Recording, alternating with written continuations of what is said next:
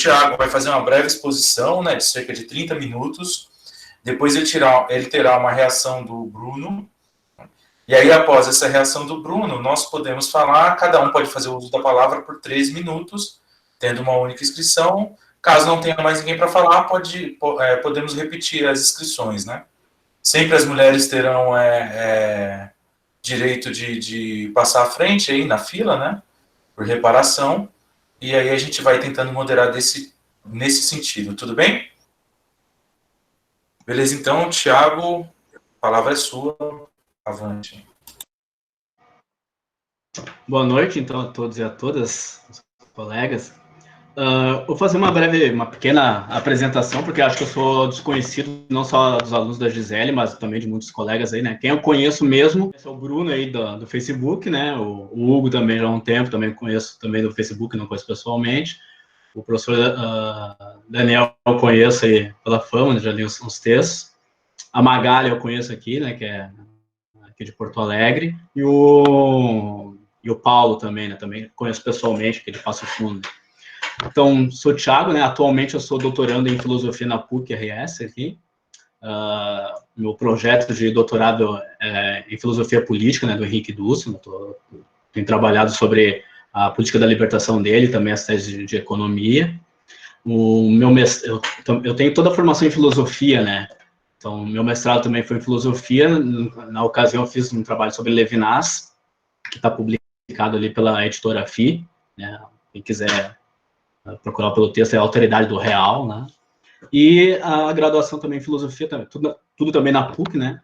Graduação em filosofia, onde eu na graduação eu já tive contato com a filosofia da libertação, com o Henrique Dussel. Eu fiz um trabalho sobre a erótica de libertação, né?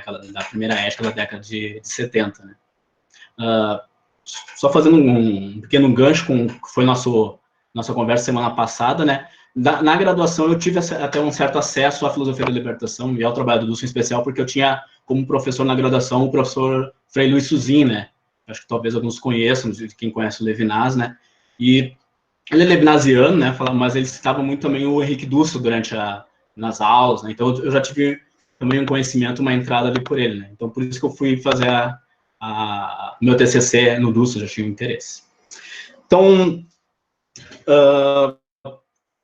para falar de hoje, nosso encontro, nosso debate hoje, eu propus que a gente pudesse falar um pouco sobre a pandemia de Covid-19, né? Já que uma das nossas propostas era poder falar de um tema que nos concerne a todos, que seja de interesse. Como título, eu proponho, né, da minha fala, Covid-19, razões para questionar o eurocentrismo.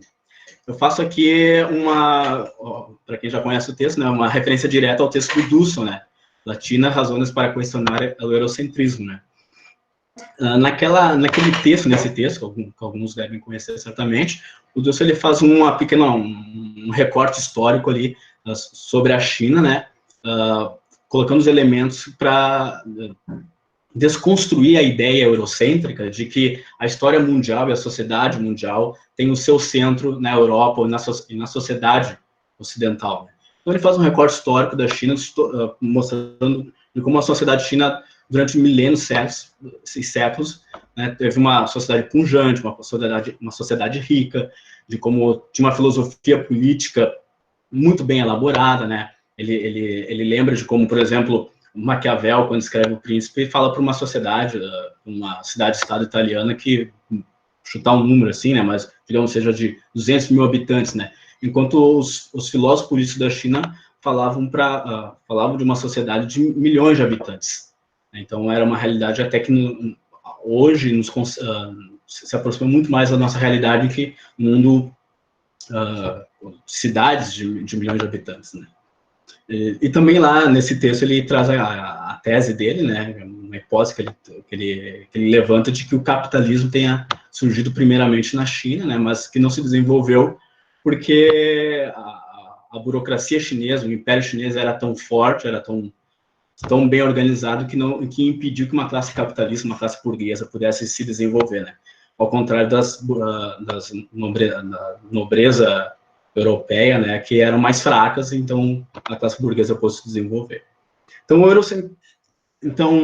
eurocentrismo é isso, né? É a gente imaginar que o mundo gira em torno da Europa, da civilização ocidental, da qual os Estados Unidos hoje são o porte-estandarte, né, levantam a bandeira, e ele opera durante, basicamente, dois modos, a gente pode dizer. Um é pelo ocultamento, que é o quê? Ignorar que existam outras culturas, pelo menos valorosas, fora da Europa, fora dos Estados Unidos, né? Então, por exemplo, né, um exemplo de ocultamento, né, o Ioannis Varoufakis, acho que é um economista marxista, acho que alguns devem conhecer ele, porque em 2015 ele foi ministro das Finanças da Grécia, quando a Grécia estava passando por aquele grave crise econômica, né, e tentando renegociar a sua dívida com a União Europeia, né. Bem, ele tem um livrinho que se chama Conversando sobre Economia com a Minha Filha, que é um livro de introdução à economia para adolescentes, né. E na primeira parte desse livro, ele tenta explicar, né, de modo simples, assim, né, direto, assim, de como pode ocorrer de sociedades administrar os seus excedentes, que ele chama de superávit, né, e poder se impor economicamente, militarmente a outras sociedades. Então, só que a descrição histórica dele é mais ou menos parecida com, para quem já conhece o trabalho, né, do Jeremy Diamond, que é um geógrafo britânico, né. Quer dizer, parece que é determinista, né. Tudo, ele constrói a história dele, a reconstrução dele, como se tudo estava jogando a favor da Europa, né? Então, não tinha como não ser a Europa a liderança mundial, né, a potência econômica, a potência militar no século XVIII, XIX e XX, né? E assim, ele ignora por completo a China, acho que ele não sequer cita, né? E cada vez que ele dava as razões, né, tu lembra, cada vez que ele dá as razões para ser a Europa, eu pensava, tá, mas e a China? Porque, por exemplo, ele dava uma das razões, né? Porque a Europa, ao contrário de outros, ele cita a África daí, né? Tem uma geografia mais unitária, né? O ambiente não é tão diverso, né, etc. Daí isso favoreceu uma unidade, o desenvolvimento. E eu pensava, tá, mas e a China? Porque se tu pega o mapa da China, né, seja leste, oeste, norte e sul, ela é tão grande, maior que a Europa, tem uma diversidade climática muito maior e há séculos, há milênios, tem uma população muito maior. Então, se fosse esse o caso, né, e mesmo assim, mesmo com essa diversidade, mesmo com uma população muito grande, a China durante milênios foi um império, né? Um império, certamente por alguns períodos, muitos períodos, né? O mais rico, o mais poderoso da Terra, né? Só que tinha, claro, né, é a coisa que, com relação às outras sociedades, era diferente. Então, esse é um modo, né? Tu simplesmente ocultar, né? Fazer como se não tivesse existido. Um outro modo do eurocentrismo se impor, né, quando não é o ocultamento, é através do orientalismo. O orientalismo é a abordagem estereotipada do outro, né? No outro, no nosso caso aqui, é o asiático, é o chinês, pode ser o japonês, né, etc. Né? E na literatura orientalista se perpassa, assim, né, ou o chinês, o asiático, né, ele é o exótico, né, ou então, por exemplo, é uma sociedade autoritária, incivilizada, selvagem, brutal. E um pouco dessa característica do orientalismo a gente está vendo agora com a crise do Covid-19. Por quê? Quando tem os ganhos, quando a gente vê a imprensa, quando se traz presente, né, de como a China conseguiu relativamente controlar o Covid-19, o que muitas pessoas à direita, liberais, ou mesmo de esquerda, né, trazem presente é o quê? Porque lá é autoritário, é uma ditadura, né? Então, se procura encobrir o trabalho daquela sociedade através do estereótipo do ditatorial, né? Só que isso não explica.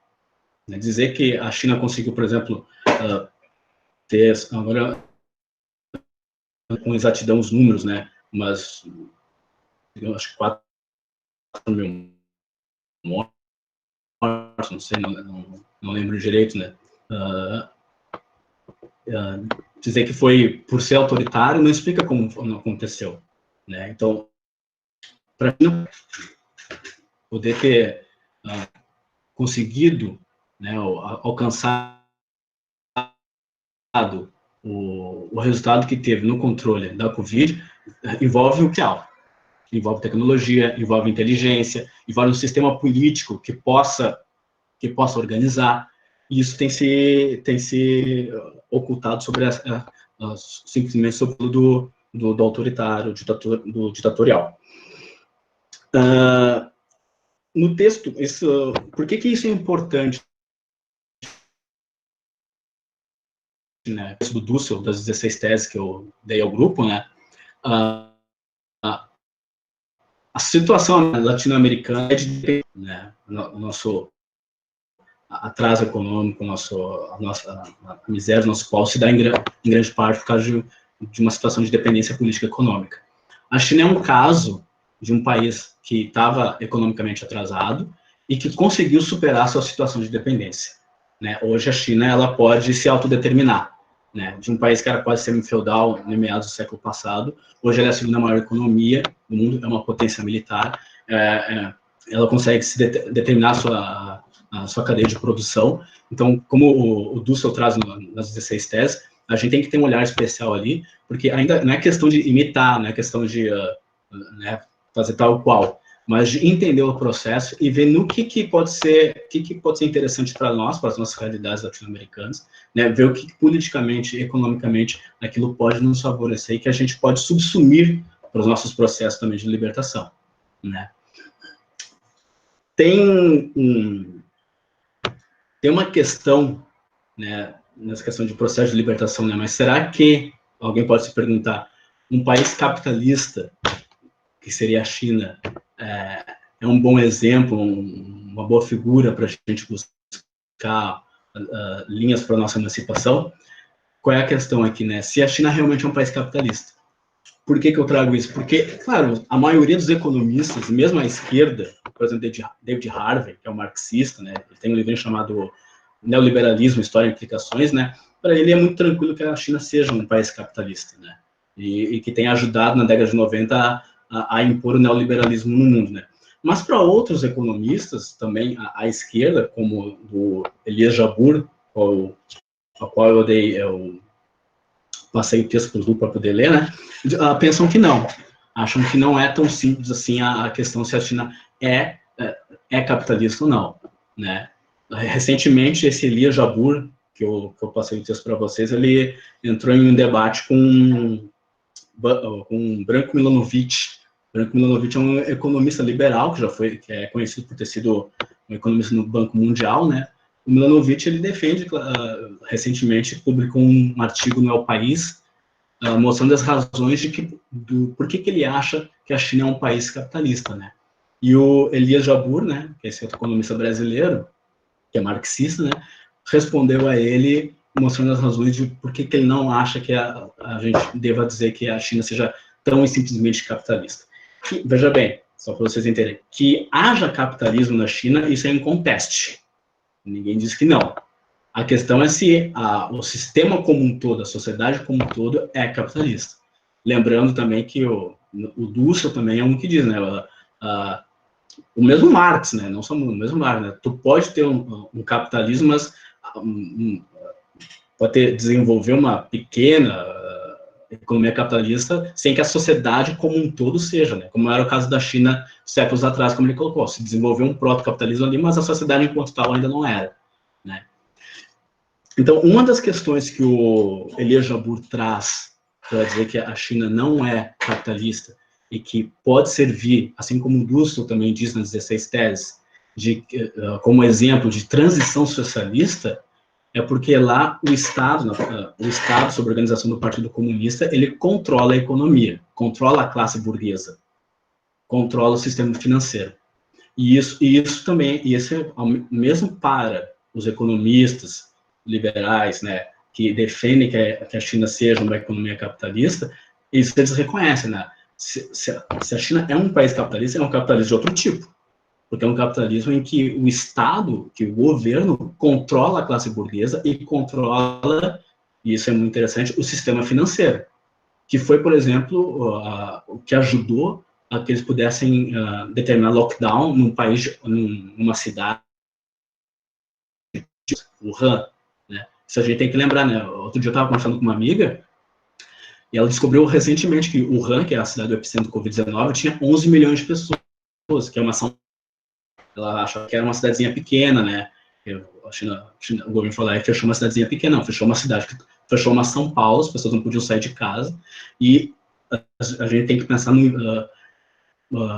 que, ao contrário, por exemplo, aqui no Brasil, mesmo nos Estados Unidos, ou mesmo em países da Europa, né, lá não tem a questão de se perguntar de vai fechar ou não. Lá fechou. Lá não.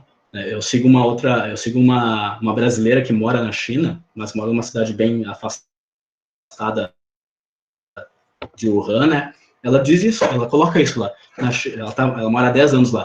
Lá o que o governo determina se faz, né?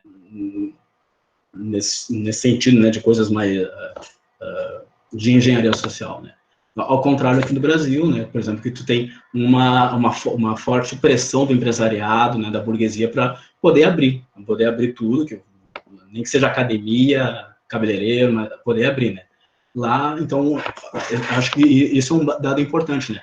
A China conseguiu fazer um sistema econômico, independentemente do nome que nós queremos, vamos dar, capitalista, capitalismo de Estado, socialista, socialismo de mercado, é um sistema em que o Estado ele controla a classe burguesa e controla o sistema financeiro, e a partir do seu mando faz com que se sacrifique, né, a economia para poder, porque isso é uma outra questão, né? A China fechou quase todo o seu país quando só tinha um foco da doença praticamente, que é Wuhan, né? Quando não tinha, acho que tinha 400 mortos, mas a gente podemos colocar, tem a questão da subnotificação, né? Mesmo que seja 2.000 mortos, né? Fechou o país com 2.000 mortos, enquanto aqui no Brasil, por exemplo, a gente está nessa situação com 10.000 mortos, né? E a classe empresarial, o sistema financeiro fazendo pressão. Então, isso acho que é um ponto interessante, né? Então, independentemente do sistema político, econômico que for, é um sistema diferente, pode ser não uma transição socialista, mas para a pessoa, eu diria assim, é capitalismo, tudo bem, mas eu acho que é um capitalismo que escolhe pela vida da população. Né? A gente viu que o Estado chinês, o governo, o Partido Comunista Chinês, ele agiu rapidamente e resolveu preservar a vida da população e fazer com que seu PIB, se eu não me engano, havia uma projeção de menos 6 pontos no PIB, né? E eles fizeram isso conscientemente. Né? Foi um Estado que resolveu baixar o seu PIB para preservar a vida da sua população. Então, ali na China está, eu vejo pelo menos que independentemente do nome da economia, tem outros princípios agindo, não somente do lucro, né? Nesse caso. Outras questões que eu acho que também traz isso, que traz a questão da pandemia, de como a China lidou com ela, é a questão da engenharia social, da tecnologia, né? Alguma das críticas que se fez no Ocidente, logo que a China fechou as cidades, né, decretou confinamento, lockdown, foi sobre as liberdades individuais, né? Não somente a questão do ir e vir, mas também a questão de, vocês sabem lá que eles desenvolveram vários aplicativos, né, uma tecnologia para poder identificar as pessoas, identificar os contaminados, né, localizar o percurso das pessoas, etc. e tal, né? Então, há uma preocupação muito grande de alguns filósofos naquela compilação de artigos da Sopa de Wuhan, na qual o Elias Jabbour faz referência no texto que eu mandei para vocês, de autoritarismo aí também, né? De questão de invasão de dados, etc. e tal. Né? E essa crítica tem sido muito forte, por exemplo, nos textos do Agamben. Não sei quem tem acompanhado os textos do Agamben ultimamente, ele tem feito vários pronunciamentos, abre parênteses, eu acho muito infelizes até.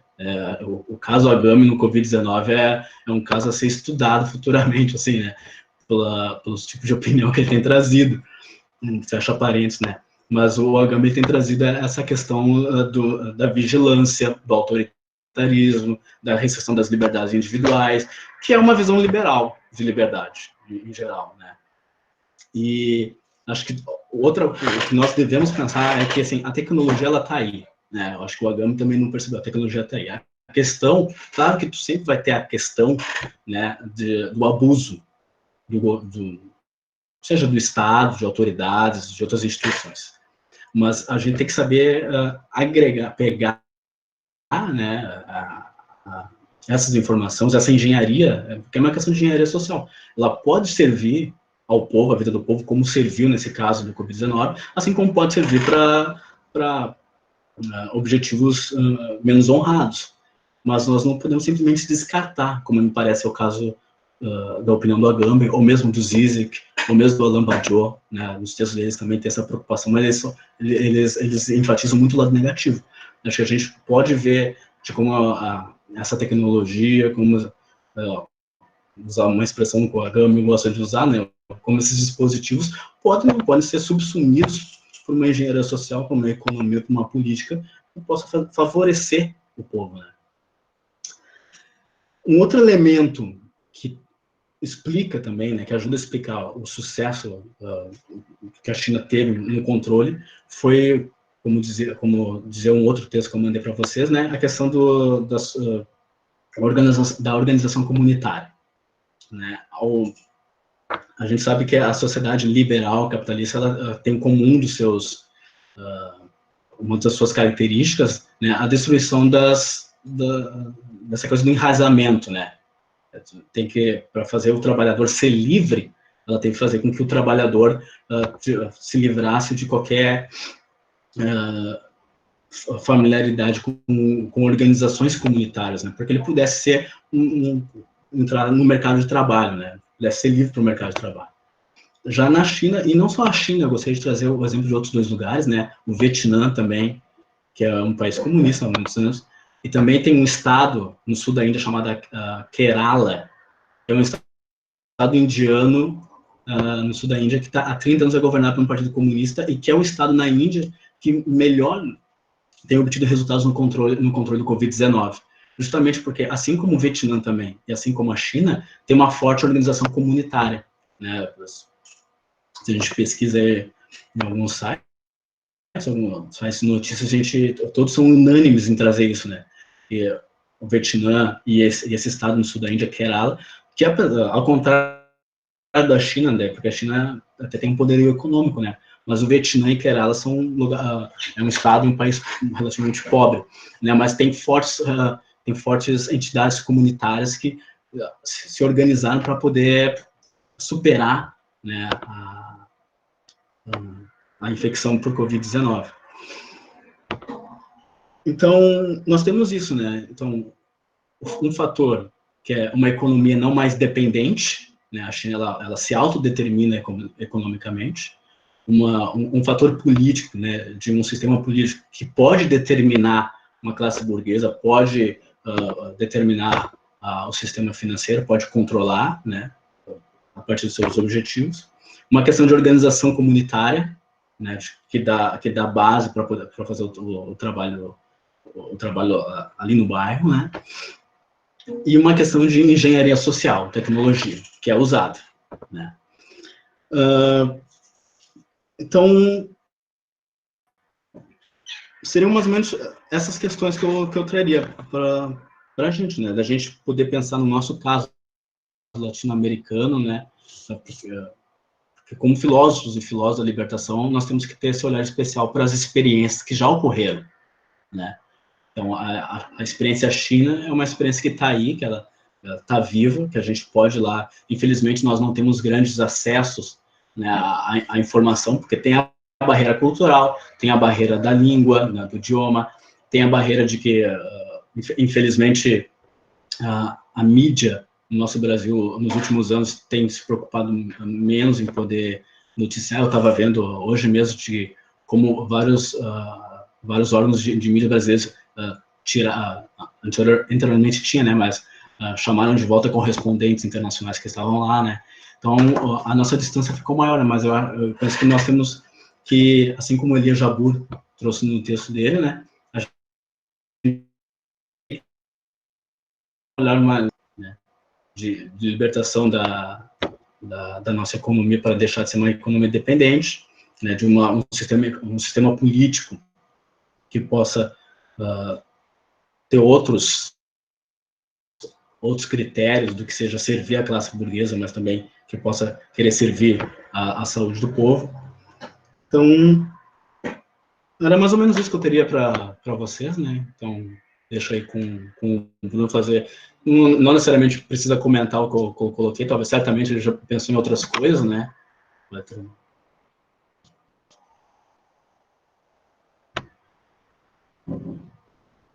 Manda bala direto daqui então, Hugo? Beleza. Tiago, obrigado, cara, por compartilhar com a gente o que você tem trabalhado, sua pesquisa. Eu vou tomar bastante cuidado, vou ser bem rápido também em alguns comentários, porque China é um problema danado de se conversar, além dos pontos que você colocou, já das nossas dificuldades de acesso à informação e tudo mais. Pessoalmente, hoje eu tenho trabalhado na economia política, estou no programa de economia política mundial da Universidade Federal do ABC, e a gente deve ter hoje mais ou menos uns 7, 8 trabalhos sobre China, e todos eles dão um pau danado quando a gente discute. Então, por vários fatores. Então, eu vou tomar bastante cuidado para não falar só, ou tentar discutir algumas coisas sobre China, que eu também sei muito pouco. Mas sem pensar alguns conteúdos que você propôs para a gente, e especialmente do tema que você colocou, né, razões para a gente questionar o eurocentrismo, que eu acho que para a gente compartilhar algumas coisas, frente à questão da Covid-19, que permite a gente transpor algumas relações aqui para a América Latina, especialmente quando você colocou o tema do orientalismo, né, porque você tem uma série de preconceitos que que são desenvolvidos e que estigmatizam um grupo, e você fala deles sempre sobre esses determinados marcos.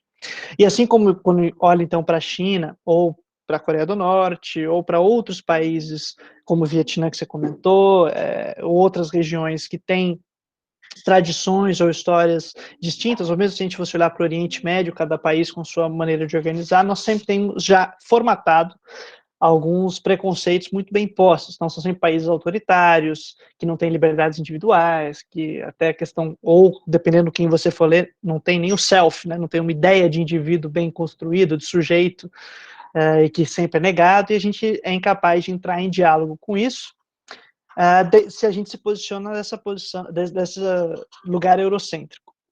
Mas eu queria fazer esse mesmo esforço, aproveitando que você comentou, para a gente pensar nesse momento do enfrentamento da pandemia, de dentro da América Latina, aqui da nossa realidade. Como que esse orientalismo da Europa virada para a Ásia funciona ou opera dentro de nós mesmos. Ou seja, nós aqui no Brasil, quando vamos pensar sobre a nossa realidade de país, coisa comum, corriqueira do dia a dia, se o Estado, por exemplo, se um ministro da Economia diz não tem dinheiro, é aceitável que alguém ouça, realmente não tem, porque aqui é Brasil. Então, a gente olha internamente para as nossas relações e fala, não, é verdade, não deve ter dinheiro, então a pessoa aceita esse discurso, porque ela se percebe já no que a gente chamaria de um complexo de vira-lata, que acho que tem um paralelo muito bacana com essa questão do orientalismo. Do mesmo jeito como o europeu olha para o asiático, a gente pensar que essas estruturas estão em nós para pensarmos nós mesmos. Querendo ou não é algo novo, né? Eu estou falando de uma novidade, mas são estruturas que, dentro desse momento de tomar decisões, ou criar políticas para o combate da pandemia, ou para a gente conseguir organizar nossas bases comunitárias, que a gente já não tem, mas criar alguma estrutura, a gente já tem como ponto de partida um impedimento, que é essa maneira como a gente olha para a gente mesmo. Sempre negativa. A gente não é capaz de fazer isso, ou mesmo quando abraçam uma ideologia, um discurso extremamente liberal, de liberdades individuais, que estão cerceando e tudo mais, assumindo que em algum lugar do mundo tem gente que é muito mais racional e já impede impede que alguém cerceie a minha liberdade. Então, quer dizer, essa mesma estrutura está introjetada na gente, né? A Luna está fazendo uma bagunça danada aqui em casa, minha filhinha. Tá na hora dela comentar, esse é o gritinho que vocês estão ouvindo aí no fundo, tá? Bom, então eu queria que a gente pensasse nessa, propor para a gente discutir a partir do que você está comentando, Thiago, de como que essas estruturas que criam preconceitos impedem ou dificultam a nossa própria sociedade na tomada de decisões, as nossas próprias organizações comunitárias. O sabotar uma medida de isolamento social tem participação nisso. de eu assumir um determinado imaginário ideológico de um determinado lugar e que aquele é o melhor e mais bem feito, eu tenho que imitá-lo.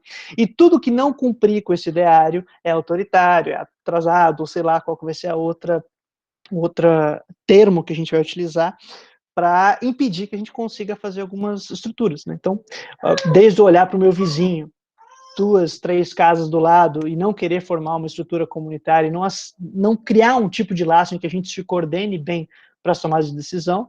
Vou dar um exemplo rapidinho aqui no meu prédio mesmo, a gente já teve 4 casos de pessoas contaminadas, teve um óbito, por exemplo, e mesmo assim, nas nossas decisões comunitárias é um inferno, né? Incapazes de dentro de um pequeno prédio, na zona sul de São Paulo, numa região que é bastante populosa, que tem, eu moro do lado aqui de uma quebrada, um monte de gente e tal, e é muito difícil a gente conseguir se organizar, se coordenar minimamente, para estabelecer, olha, vamos tomar certas medidas pelo bem de todos, porque eu estou aparentemente cerceando alguém e tal, e isso faz parte de assumir uma carga ideológica, que imagina que certos ideais identificados com o lugar do mundo são muito melhores e que a gente deveria imitar para não ser isso que a gente que seria um vira-lata, um perdido, sei lá qual é que é. Então, deixa eu parar de falar, que eu já falo muito e falo rápido, e deixar para quem mais quiser conversar e discutir, partilhar aí com a gente. Fica essas provocações ou alguns comentáriozinhos. Obrigado, Thiago, por compartilhar com a gente esse teu trampo, cara. Valeu.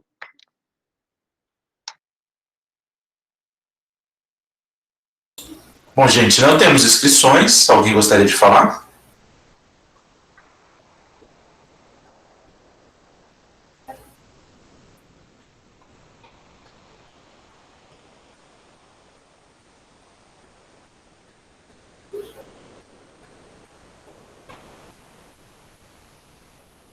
Todos e todas sistematizando ali, né, para poder fazer suas intervenções. Enquanto ninguém fala, eu vou fazer o uso do privilégio, então, e vou falar aqui, mas a hora que alguém quiser falar, eu paro na hora, tá?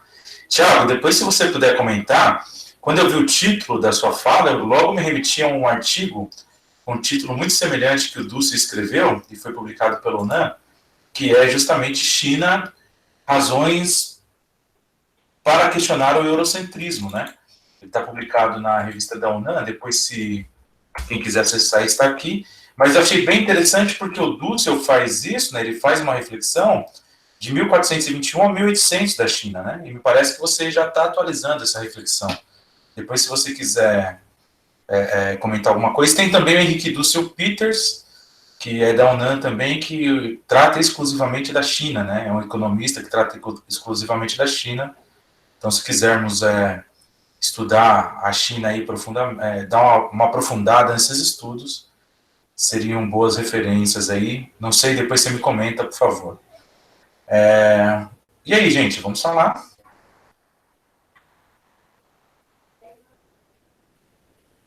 Não tendo inscritos, Thiago, acho que eu devolvo para você pode comentar, aí fica nós 3 falando, se ninguém quiser falar. Brincadeira, gente. Então, enquanto isso, se você quiser comentar essas coisas que o Bruno falou, eu falei, enquanto isso, a gente vai acolhendo as inscrições aí. Então, obrigado, Bruno. Sobre essa questão do viralatismo brasileiro, né? Tem uma coisa que eu acho bem importante, né? Eu lido muito com Twitter, né? Tem uma arroba no Twitter chamada Sorocaba não é Ocidente, né? Para justamente dizer que a América Latina e Brasil não é Ocidente. Isso é uma questão que nós temos, primeiro, que nos darmos conta, ao contrário do que o nosso chanceler atual diz, né, porque o Ernesto Araújo, ele costuma fazer discurso sobre essa questão, né, de que o Bolsonaro foi um enviado de Deus para poder, junto com o Trump, salvar a sociedade ocidental, né, a nossa sociedade ocidental. Né. A gente tem que, primeiro, se dar conta que nós não somos Ocidente, né, o Henrique Dussel mesmo, ele coloca, né, que quando ele se descobriu latino-americano quando foi para a Europa. Mesmo ele meio, né, nossos padrões, ele é branco, né, nossos padrões, né, mas quando ele chegou nos anos que ele ficou na Europa, ele descobriu que os europeus não reconheciam ele, né, como um branco, como um igual, né, assim como no Bacurau, no filme, aqueles sulistas, né, achavam que nós somos como vocês, né, mas vocês não são brancos, vocês não são Ocidente, né. E eu acho que para a gente superar um pouco do nosso vira-latino é saber quem nós somos, que tem sido que é um trabalho da filosofia da libertação, né? Achar o lugar da América Latina e do Brasil, no caso em questão, né?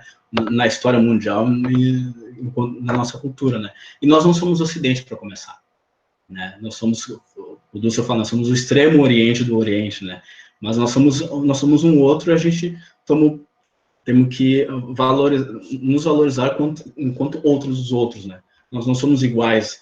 Enquanto a gente quiser, a gente ficar se espalhando nos Estados Unidos, se espalhando na Europa, a gente sempre vai estar e vendo de como porque eles são o Ocidente, mas nós nunca seremos eles, porque nós não somos o Ocidente, apesar de compartilharmos alguma história, alguns valores, né? E a China, por exemplo, né, voltando ali, uma coisa que se critica às vezes, né, se critica muito nela mesmo, hoje em dia, é o seu nacionalismo, né, porque ela, de fato, ela passou por décadas atrás, eles tinham esse certo vira-latismo também, né, produto de um século, 2 séculos de humilhação, né, porque de um grande império que eram, né, tinham um certo orgulho pelo que eram, durante 2, 3 séculos foram humilhados, né, pelo Império Britânico, né, e depois no século XX, né. Então, isso é realmente um ponto importante do trabalho, porque eles tiveram lá, né, a Revolução Comunista teve como trabalho um certo nacionalismo, né, de valorização da cultura, né, e isso também é uma indicação do nosso trabalho, né, apesar, claro, tem um debate muito na esquerda, mesmo na esquerda marxista e tudo mais, de achar que o debate nacional, o nacionalismo não é importante, né? Eles enfatizam muito a questão de classe, de luta de classe, né? Que é categoria importante, né? Do internacionalismo, que está correto. Isso é necessário. Mas até como o Dussel coloca no texto, que, se eu não me engano, é no último Marx, acho, se eu não me engano, ele diz isso, né? A luta, ela é internacional, quer dizer, o horizonte último ele é internacional, mas toda luta de libertação se dá nacionalmente. Cuba foi uma luta de libertação nacional, a China foi uma luta de libertação nacional, o Vietnã foi uma luta de libertação nacional.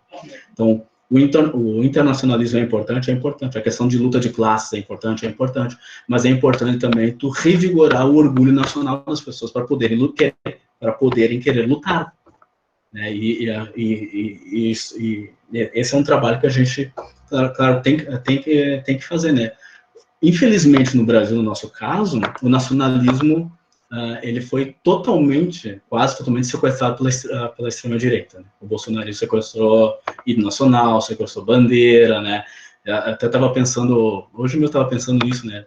De como tu sai, acho que quase todo mundo, né? Quando vê alguém com bandeira do Brasil na frente de casa, ou andando com aderejo bandeira do Brasil, automaticamente tu vincula com o bolsonarismo, né?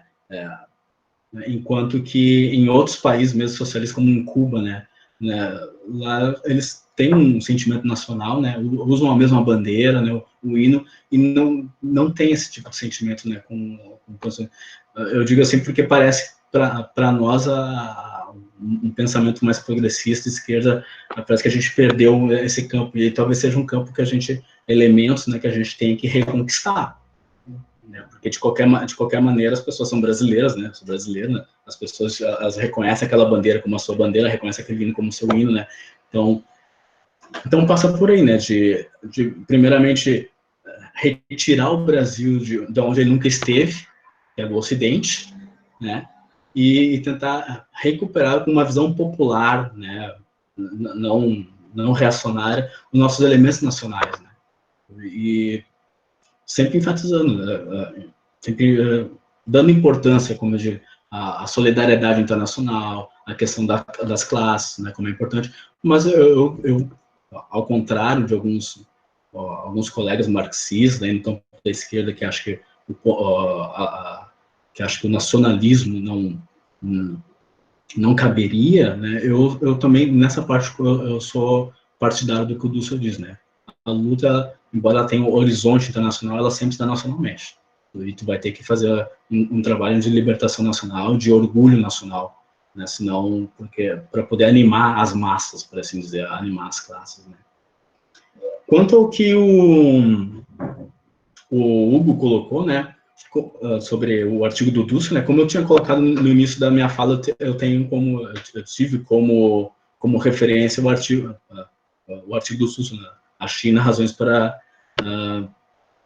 questionar o eurocentrismo. E eu, como eu coloquei, razões para questionar e para superar, né. O Dussel fez trabalho de questionamento, colocar em questão, né. Acho que hoje, com a pandemia de Covid-19, a China nos dá elementos para superar, né, seja para aqueles pontos que eu levantei, né, de uma economia que se autodetermina, de um sistema político que determina a sua economia, né, ao contrário que nos países do Ocidente, da periferia do capitalismo, que tu tem uma classe capitalista, né, um sistema financeiro que deixa o sistema político refém e rifa a vida do povo. Então, coisa que não ocorreu lá na China. Né? Isso que eu gostaria de enfatizar, né? As dificuldades que os países do capitalismo central e do capitalismo periférico têm em poder trabalhar nacionalmente, né? A China não teve, né? Porque tem um sistema político que controla a sua economia, né? Para os interesses do povo. Um outro ponto que eu acho que o Bruno colocou, eu queria trazer, é que a gente, não sei se vocês têm, é em São Paulo, né, eu acho que é na cidade de São Paulo, Paraisópolis, tem um bairro, assim, que é né, que é um bairro que eu vi na mídia, saiu no Intercept, que se organizou comunitariamente, né, para poder lidar com a Covid-19, né. Eu não sei, eu não conheço, talvez vocês conheçam, não sei se essa organização lá já é bem anterior, se já tem se lá já tem uma tradição, já tem, né? Então já tem uma tradição de fato, daí isso é uma vantagem para Paraisópolis, né? Enquanto outros locais, como a minha cidade aqui, não tem, né? Mas outros bairros, outras cidades não tem uma tradição para comunitária forte, né? Paraisópolis, então já teve e está podendo lidar melhor. A diferença, por exemplo, a desvantagem de Paraisópolis é que tem que lidar praticamente sozinha, né? Sem talvez um apoio, por exemplo, do governo federal ou um apoio do município do estado como deveria. O que não acontece, por exemplo, nos exemplos que eu dei, seja na China, Kerala na Índia ou no Vietnã, em que tu tem as organizações de bairro, as comunitárias, elas têm contato, tem uma linha de comunicação direta com o governo central. Então, tu tem um suporte. Paraisópolis, pelo que eu entendi, ele tem um visto, né, porque eles estão tendo que pagar até ambulância, né, 6 mil por dia, se eu não me engano. Paraisópolis, a comunidade tem que estar lidando sozinha com quase tudo, né. Então, o que nos faltaria é ter a organização comunitária, mas com um canal relativamente direto com outras instâncias de poder. Né, daí tem que jogar com essa dialética aí, né, de uma certa autonomia na base, mas uma certa dependência, ter que dar resposta com outras instâncias de poder, né, para que a coisa possa proceder da melhor maneira possível, né, porque no caso que a gente está vendo, né, de uma pandemia, de uma epidemia, não há como tu dar sempre a resposta autonomamente, sabe, porque tu tem que ter uma organização sobre os outros bairros, né? Porque não basta, eu não sei como é que é Paraisópolis ali, né? Não conheço assim, né? Mas não basta Paraisópolis se cuidar se os outros bairros em volta não se cuidam, né? Assim como não basta um país se cuidar, né? Não basta todos os países decretarem confinamento, quarentena, se o Brasil do Bolsonaro não faz nada e deixa todo mundo se contaminar, deixa todo mundo morrer, porque daí tu representa uma ameaça para os outros, né? Então, nesse caso, a gente tem que se pensar nisso, né, de reforçar as entidades comunitárias, né, ou criar, se não tem, né, mas com um canal aberto, relativamente direto e indireto, com as outras instâncias de poder, porque não sei se vocês têm acompanhado também, muitos médicos e biólogos, virologistas, têm dito bem claro que a Covid-19 é a primeira de das pandemias que vem por aí, né? Porque tem, já no início de quando começou essa pandemia, saiu uma matéria que em 2016 a Organização Mundial da Saúde já sabia que haveria uma pandemia. Por quê? Porque existem mais ou menos, supõe-se que existem 1,5 milhão de vírus desconhecidos, né? Supõe-se, 1,5 milhão, né? Então, e ao menos metade desses vírus, supõe-se, acredite, que sejam fatais para seres humanos. E até tem um vídeo do Barack Obama, até quando ele era presidente, que ele diz isso, né?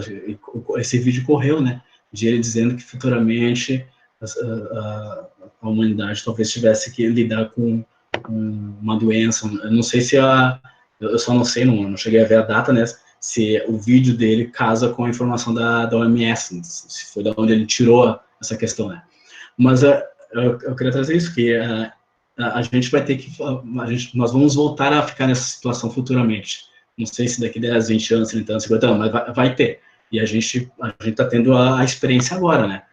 Se é uma questão de aprender com as experiências ou não. Se a gente somente ficar assistindo, deixar rolar, bem, a gente vai ter que... Bom, vai ser um sofrimento a mais, né? Bacana, muito obrigado, Thiago. Boa noite a todos e a todas que foram entrando posteriormente. Só para lembrar, a pedido do Wagner, nós colocamos alguns princípios organizativos aqui, dentre eles que as intervenções nossas serão de até 3 minutos, né, sendo que, acabando as inscrições, é claro, pode ter reinscrições e falar novamente mais 3 minutos aí, com teto até 20 e 40, para que depois, nos 20 minutos finais, aí a gente possa fazer uma conversa organizativa para os próximos aí, tudo bem?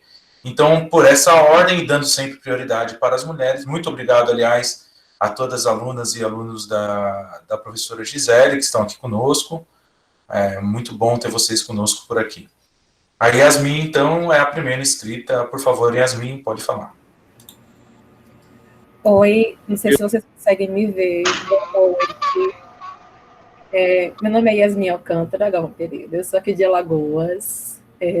Eu cheguei um pouco tarde na reunião, mas agradeço o convite de Wagner, que ele me convidou agora há pouco, e eu vim participar. Então, assim, eu não consegui ler o texto, eu ainda estou na graduação e estou começando os estudos decoloniais, digamos assim, e não eurocentrados agora. Estou na graduação em filosofia. E a minha dúvida é um pouco no que o Thiago falou, quando você falou o seguinte: uma das formas de superação desse complexo de vira-lata que nós temos seria retomar e nos reconhecermos, digamos assim, reconhecer quem nós somos, nossa trajetória, enfim, regressão. E eu fiquei pensando formas disso, assim, formas de como a gente se reconhecer, como reconhecer a nossa história, nossos atravessamentos. E uma coisa que me ocorreu é a questão da linguagem. Pensando no seguinte: aqui, recentemente, acho que no começo do ano, teve a Bienal, e eu tive a oportunidade de trocar com alguns colegas que vieram de África e fazem intercâmbio aqui. Na ocasião, eles comentaram que nas escolas, desde o ensino primário, é ensinado para as crianças, pelo menos em alguns lugares, não sei se todos, a língua originária. Eles aprendem como eram faladas, alguma coisa em Urubá e assim por diante.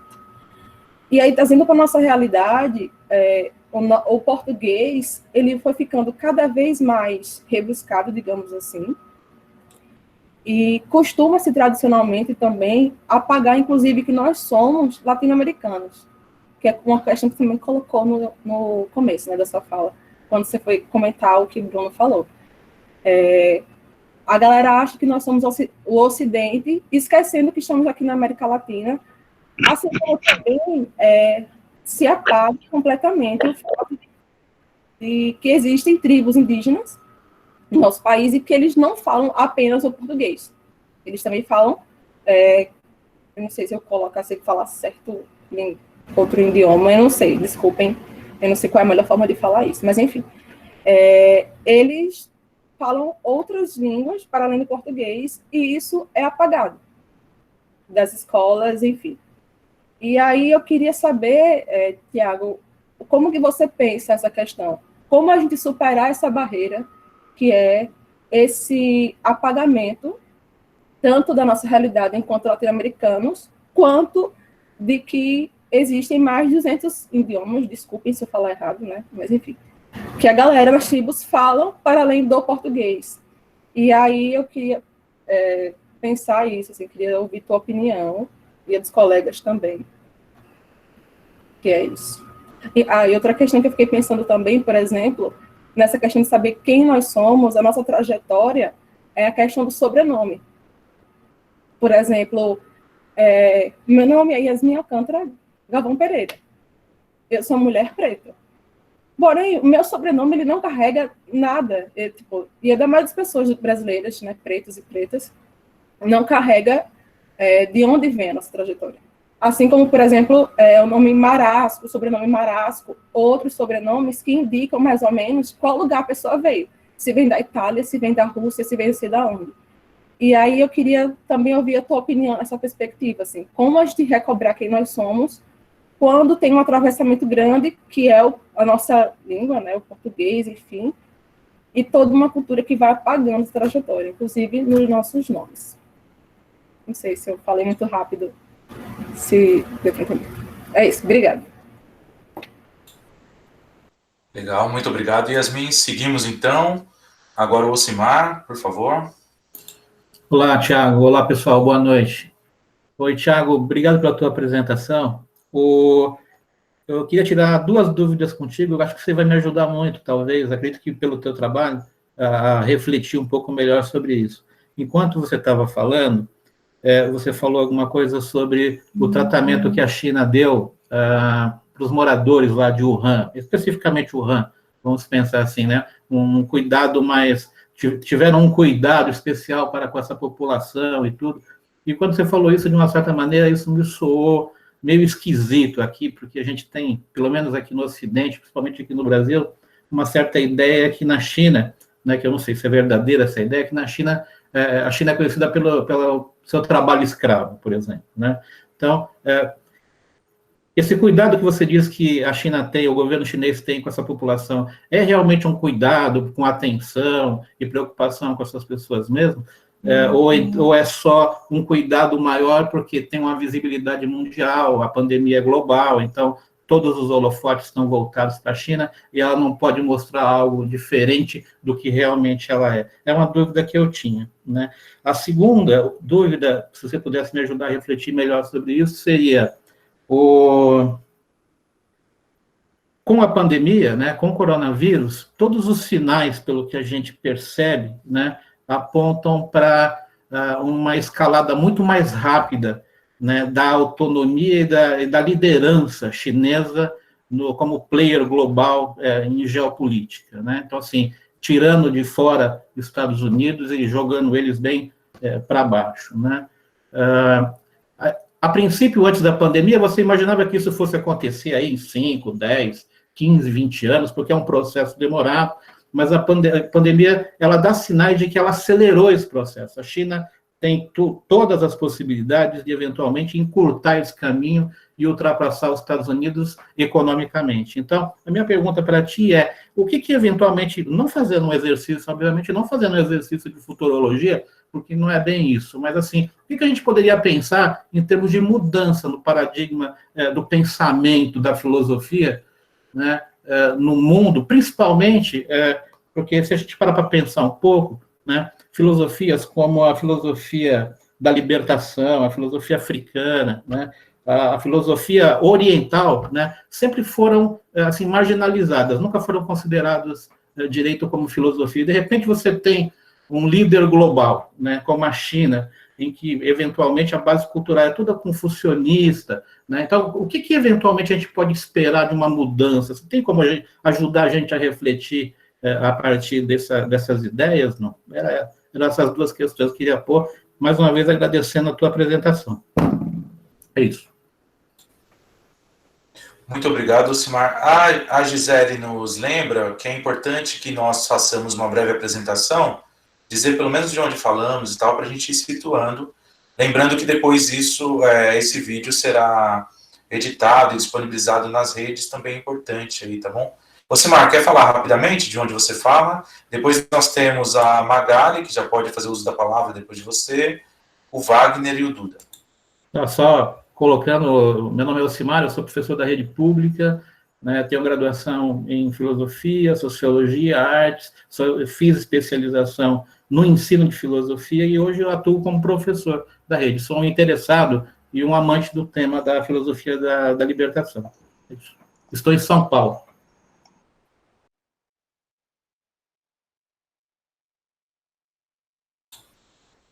Magali?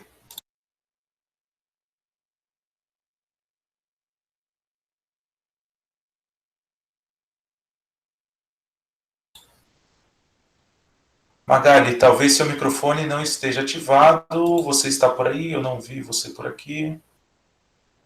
Será que ela caiu, gente? Não, acho que ela está ali. Tá ali? Ah, tá aqui. Pelo que eu vi, ela está. Só não está com o microfone ativado.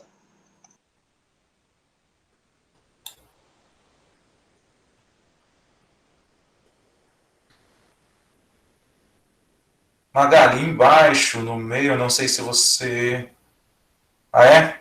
Tá, mas é a questão do microfone? Tentou ativá-lo? Se quiser, a gente aguarda um pouquinho até você conseguir. Consegui. Ó. Tá, consegui. Desculpa. É que tá difícil aqui em casa. Tem um monte de coisa acontecendo ao mesmo tempo, mas vamos lá. Boa noite, então, a todas e a todos. Eu não consegui assistir toda a fala do Tiago, porque perdi a conexão, não consegui pegar toda a linha de raciocínio que o Tiago fez.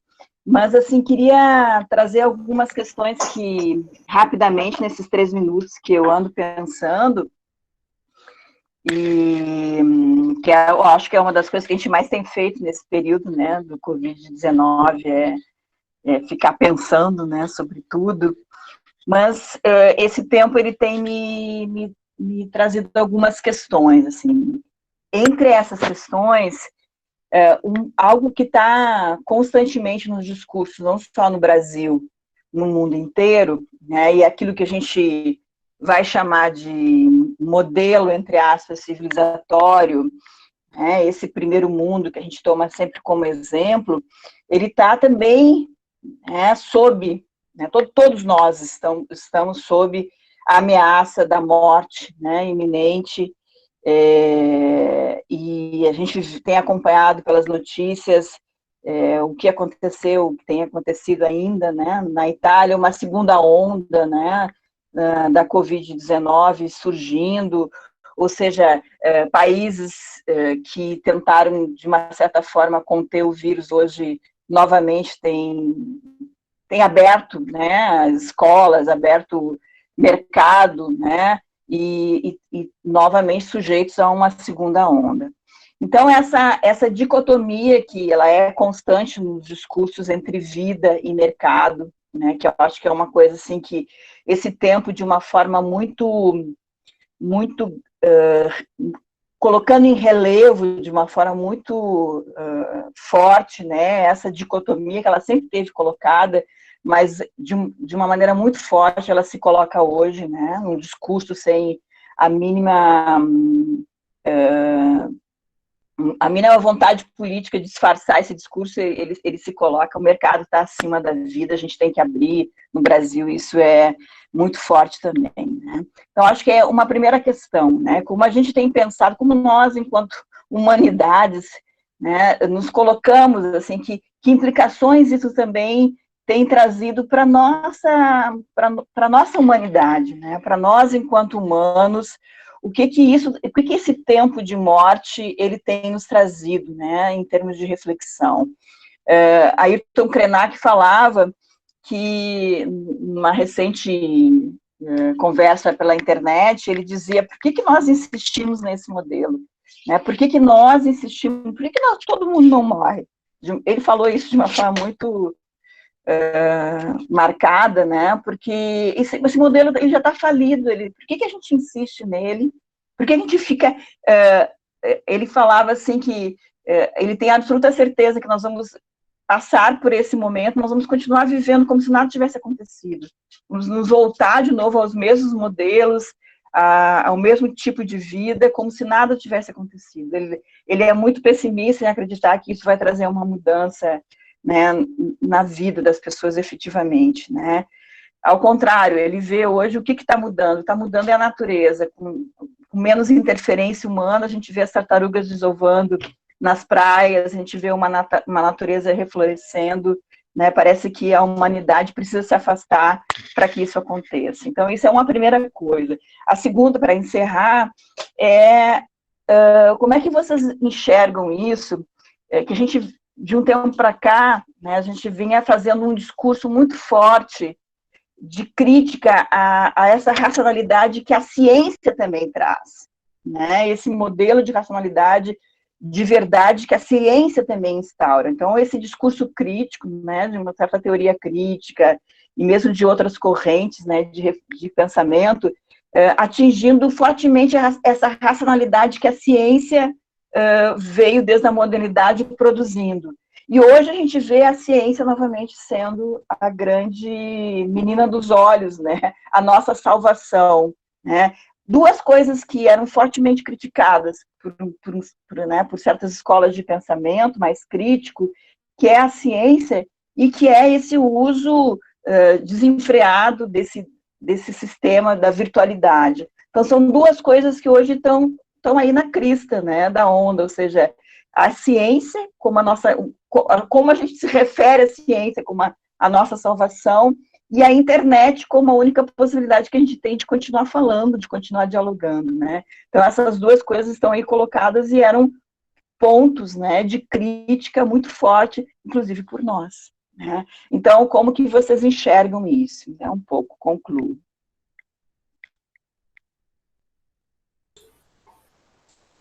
Muito obrigado, Magali. Agora estamos com Wagner, Duda, depois Daniel. Podem falar um após o outro, tá? Sem precisar da minha intervenção. Acho que fica mais circular a coisa. Beleza.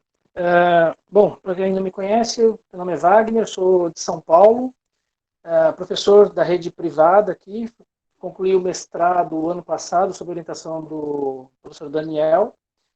Foi meu orientador na graduação e na pós-graduação, sempre em filosofia latino-americana, sempre estudando Leopoldo Zéia. E, inclusive, quando o Tiago falou do não ocidental e ocidental, foi algo que mexeu, porque são dois termos que Leopoldo Zéia, ele trabalha muito isso, e essa descrição que o Tiago trouxe, né, do não ocidental, sendo tudo que não é Europa e o que ele chama de seu herdeiro legítimo, os Estados Unidos da América. E dentro do que o Tiago falou, eu fiz mais ou menos um esqueminha para chegar nas minhas duas perguntas. Que ele fala do não ocidental, que é o nosso caso, inclusive uma parte que eu tratei na minha monografia. E esse não ocidental, na leitura do Zé, ele tem um desejo de ser ocidental, né, de ser o que ele não é. E com essa afirmação, né, o Tiago comentou sobre essa visão que nós temos nos nossos líderes hoje, de serem salvadores, né? E o Zé, em algum momento, ele vai falar que a ideia salvacionista também é uma ideia ocidental. E aí, nessa caminhada, para tentar já chegar nas minhas questões, Leopoldo Zé coloca a tomada de consciência, né? E aí ele vai falar da consciência de tomar consciência de dependência. É isso que o Zé vai dizer. Só que aí vem o agravamento, aí vem o problema, que é o problema do nacionalismo que foi colocado aqui pelo Tiago, e o Bruno também em algum momento comentou.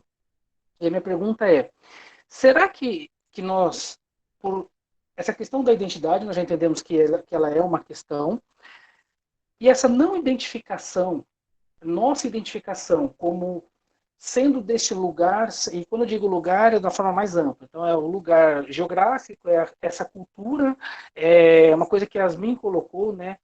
E nós não temos os traços nos nossos nomes, nós não temos os traços na nossa história, e isso vai sendo colocado vai sendo colocado para trás. E o Zé volta a dizer isso, ele fala que nós temos que o não ocidental, o latino-americano, tem o péssimo hábito de iniciar do zero. É o termo que ele usa. Então, o nosso problema nacionalista não estaria nessa dificuldade de se identificar. E nesse sentido, essa é a primeira pergunta. Nesse sentido, sem essa visão nacionalista, de não nos vermos, né, enquanto comunidade, não dificulta essa organização, que, por exemplo, foi citado que nós temos em Paraisópolis, só que a gente não consegue, às vezes, se organizar no nosso condomínio, a gente não consegue se organizar na nossa rua, nós não conseguimos nos organizar. Nem numa estrutura, pensando geograficamente, muito pequena, nem no município, nem no estado, nem no país, existe essa dificuldade. Então, será que essa não identificação nacionalista, vou dizer dessa forma, dificulta, inclusive, alguns elementos dentro por exemplo, da quarentena? Quando não me importando com o outro, eu vou lá fazer a minha academia, vou lá cuidar do meu cabelo e o outro que se lasque. Cara, mas o outro é um indivíduo, é um ser humano, ele é brasileiro, ele é paulistano, ele é alagoano, ele é, enfim, ele é a pessoa do meu prédio que pode se contaminar porque você se preocupou com outra coisa. Então, esse problema identitário, esse problema nacional, de não se reconhecer, inclusive, como não ocidental, não poderia ser também a origem dessa dificuldade de união, por exemplo, nas medidas políticas que estão sendo tomadas? E essas são minhas perguntas. Eu só queria fazer um adendo, que eu vi que algumas pessoas se interessaram pela questão de Paraisópolis aqui de São Paulo. É só um adendo, tá?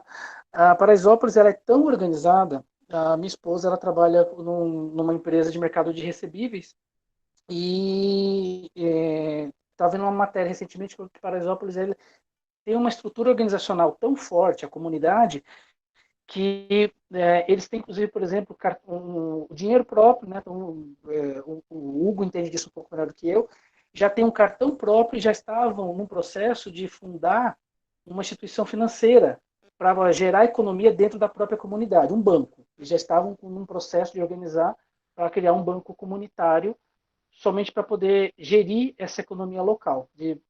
Então, é mais ou menos isso que é Paraisópolis, em São Paulo.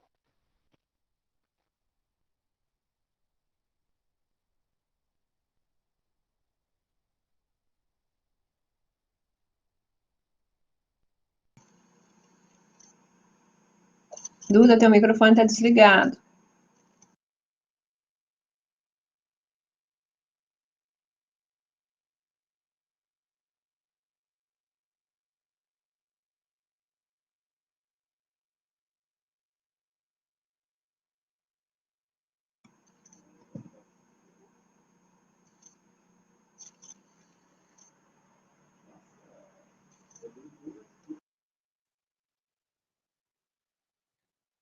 Oi, gente, boa noite. Estou sendo ouvido agora?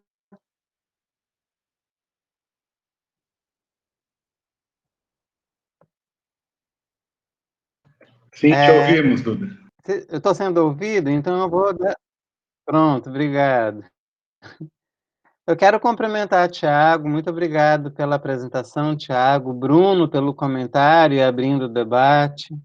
Quero saudar a Yasmin, uma alegria poder te ver e te ouvir por aqui, Yasmin. Um grande abraço aqui desde Salvador. Eu sou Duda Eduardo Oliveira, sou aqui quer dizer, moro aqui em Salvador e faço parte aí da filosofia da libertação há algum tempo. Eu quero contribuir um pouco com esse debate também, falando das questões da identidade.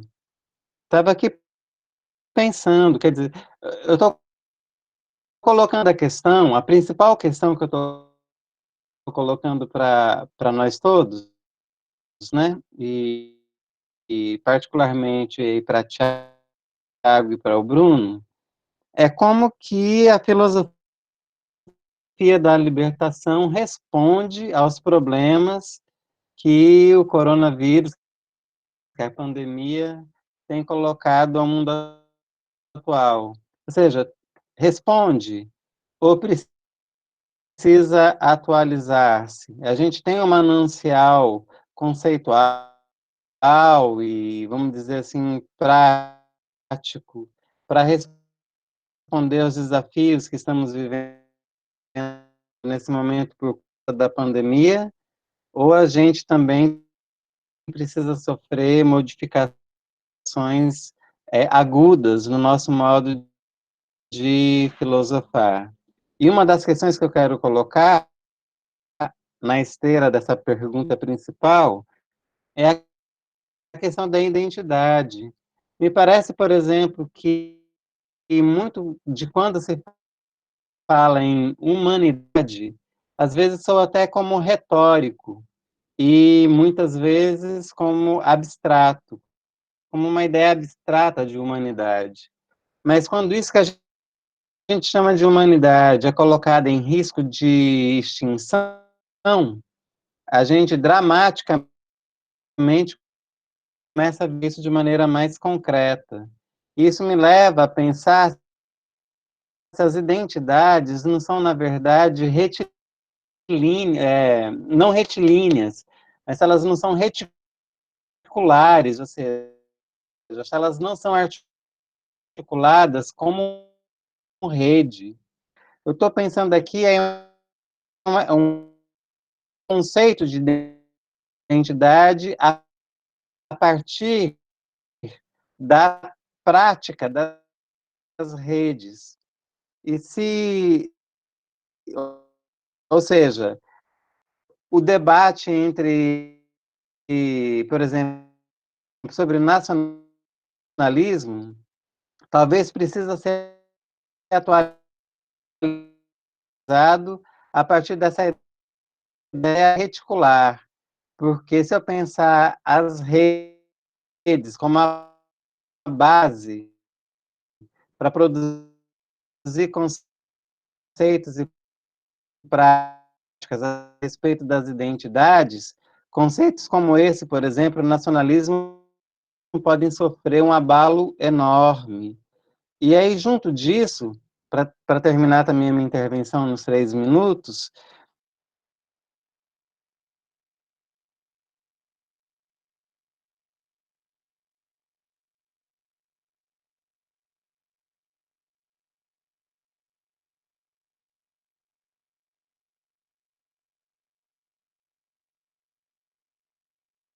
Duda bloqueou o microfone de novo. Você quer dizer mais alguma coisa, não é isso? ele levantou. É curioso, porque é uma coisa, ou seja, a solidariedade aparece como exceção na prática econômica. E a gente tem trabalhado aí com a economia solidária, justamente isso. Quer dizer, quando a gente pensa em economia numa perspectiva de solidariedade, de praxis solidária, não é esse que se impõe agora nesse momento? É a minha pergunta. Não é a solidariedade como prática econômica, não é a filosofia como praxis de solidariedade.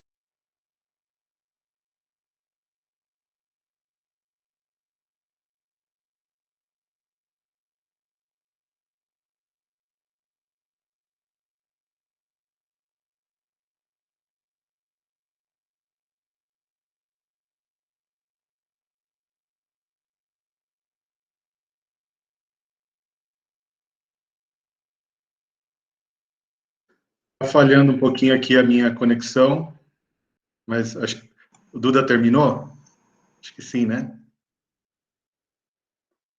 Legal. Bom, boa noite para todas, para todos.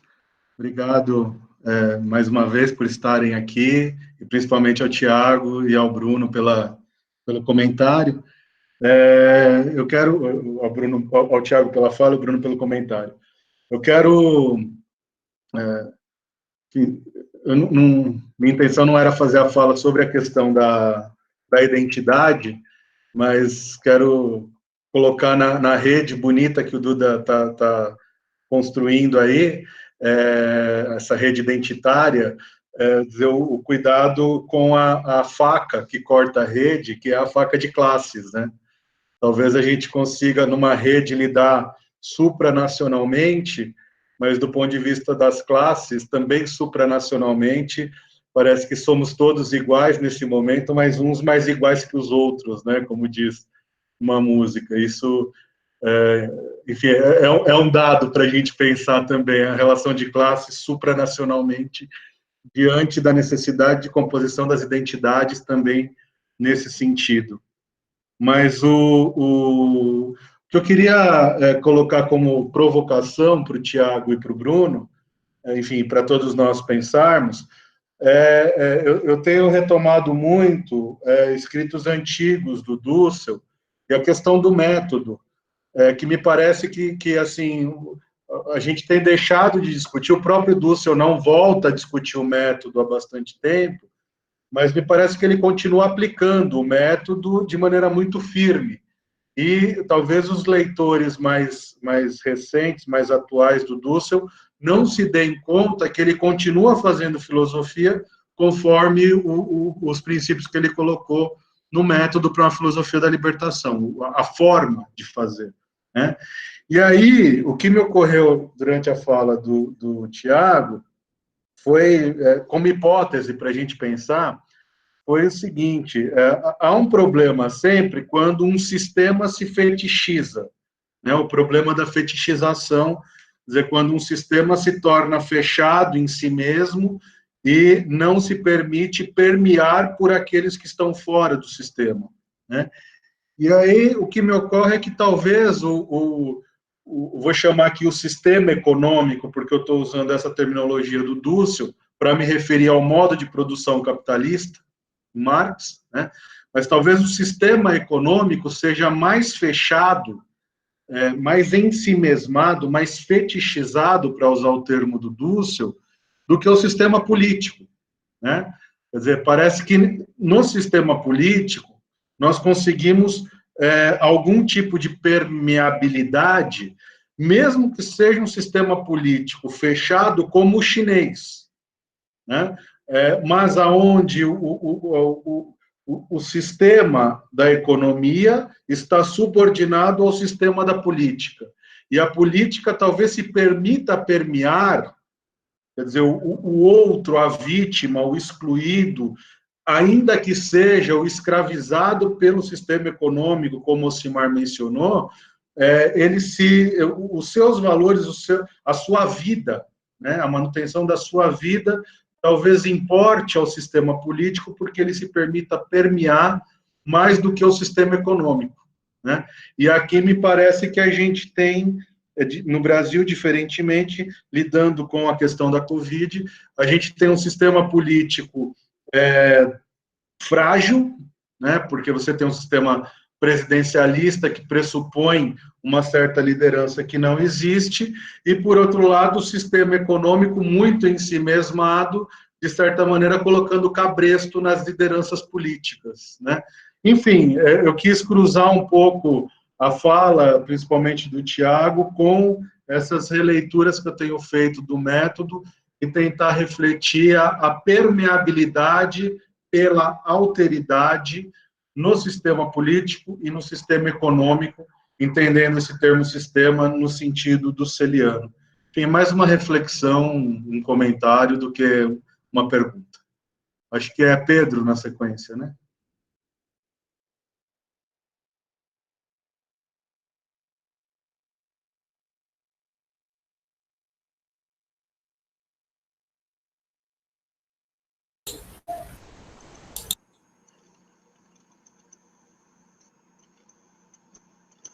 Acho que o microfone do Pedro está desligado. Agora, ok? Agora vocês me escutam? Sim, escutamos. Ah, tá. Não, então, na verdade, também é apenas uma de novo, acho que como semana passada, mas tentar pensar por onde não sei do que talvez de certezas, né? E eu estava, inclusive, ansioso por esse nosso encontro de hoje, porque se de fato a gente tem toda uma história da filosofia da libertação, tem todo um conjunto de autores que é muito importante a gente resgatar, valorizar, divulgar suas ideias de forma mais sistemática, de forma mais didática. Tem algo que é fundamental, que é nós, enquanto filósofos, né, da libertação, que tenta, né, pensar a própria existência da realidade. A partir daí, a gente se colocar esse desafio. Então, queria agradecer ao grupo todo, né, quem apresentou a proposta, o grupo todo ter acolhido essa proposta, e agradecer ao Tiago e Bruno pela forma como o Tiago, né, trouxe as provocações, e ao Bruno como, de alguma maneira, conseguiu também trazer alguns questionamentos. Aí, obviamente, que as falas, né, de diferentes colegas foram em seguida acrescentando elementos que daria para a gente ainda prosseguir muito nos desdobramentos, né? Porque eu diria, a partir da fala, né, do Tiago, que é muito interessante como que você trouxe essa discussão sobre como é que, nesse momento da pandemia, como é que, de alguma maneira, o tradicionalmente chamado mundo ocidental, e você centrou muito na Europa, né, tem se comportado, tem conseguido responder aos desafios, e, ao mesmo tempo, como é que talvez alguns povos, algumas nações do chamado Oriente têm conseguido responder de forma muito melhor, né? Algumas questões, e foi interessante que você resgatou isso também, como é que há um processo continuado de produção de preconceitos, né, sobre esses povos, sobre as suas respostas. Quer dizer, é porque são autoritários, é porque faz isso, o vírus originou lá, o vírus é chinês. Quer dizer, há toda uma série de... No caso, se bem que algumas dessas coisas talvez sejam mais nossas, e aqui no Brasil, nossa não, do Bolsonaro, do Trump, ou seja, de falas nascidas aqui. Mas é muito interessante perceber como é que há um processo de desconstrução das interessantes iniciativas, interessantes formas de responder a esse desafio, né? Se a gente observar na própria América Latina, a gente também vai ver um trabalho muito interessante em Cuba, um trabalho muito interessante na Venezuela, né? Eu não tenho dados de outros países, mas tem algumas respostas interessantes aqui. E, de novo, quando eu acabei de citar Cuba e Venezuela, parece que para o establishment, as respostas dadas por esses povos não são respostas que servem, porque, de novo, vai se tentar construir toda uma tentativa de desconstruir aquilo que, de alguma maneira, foi experiência positiva, né? Então, eu queria, a minha pontuação é, sobretudo, para dizer como é que é interessante isso que vocês trazem, e como eu acho também que nós precisamos ampliar esse tipo de compreensão, ou essa leitura, né, que é feita. Eu até, naquilo que alguns citaram, acho que o próprio Tiago trouxe, né, de alguns autores que têm tentado interpretar esse momento, eu li alguma coisa, eu não sei nem pronunciar bem o nome direito daquele coreano, que também, para mim, que é o Han. Byung-Chul Han, né? Para mim, tem sido alguém que tem trazido uma interpretação muito interessante, para mim, por exemplo, bem melhor do que do Zizek, de quem eu acabei lendo os dois. No caso do Agamben, eu comecei a ler e não dei conta de continuar lendo, deixei para lá para, de repente, estudar no outro momento com um pouco mais de tempo, né? Mas, então, eu diria assim, é alguém também que vem de uma outra tradição de pensamento e que eu acho que está trazendo uma contribuição interessante de leitura. E aí que eu acho que nós precisamos construir as nossas respostas, né? Hoje mesmo estava numa discussão, para poder encerrar, sobre uma discussão num grupo que estava avaliando o seguinte, que se torna inevitável, nesse novo contexto que nós vivenciamos, a questão do investimento na educação à distância, no ensino remoto, ou seja, no uso das tecnologias e num investimento, portanto, menor no ensino presencial. E a primeira reação que o nosso governo e que uma série de figuras da nossa sociedade têm colocado é de que, bom, nós temos que fazer investimento mesmo que alguns sejam excluídos. E aí eu acho que é uma tarefa nossa, né? por uma questão de ética, por uma questão de uma praxis solidária, como bem trouxe o Duda, né? Como é que a gente consegue responder a esses desafios, ajudando a mostrar, né, e provar racionalmente, persuasivamente e racionalmente, né, de que se nós temos que migrar, se tem que criar novas possibilidades da experiência educativa na sociedade, dada a evolução da tecnologia e essas limitações, a resposta tem que ser uma resposta diferente daquela que tradicionalmente nós tivemos. Obrigado.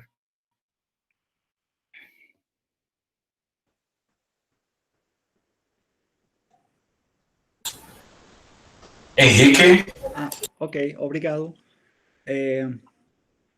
Eu sou Henrique Telles, da cidade do México. Eu trabalho na Academia Mexicana, perto de Dussel.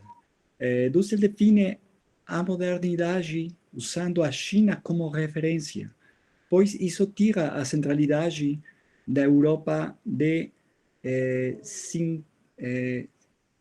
500 anos e a reduz para 200 anos.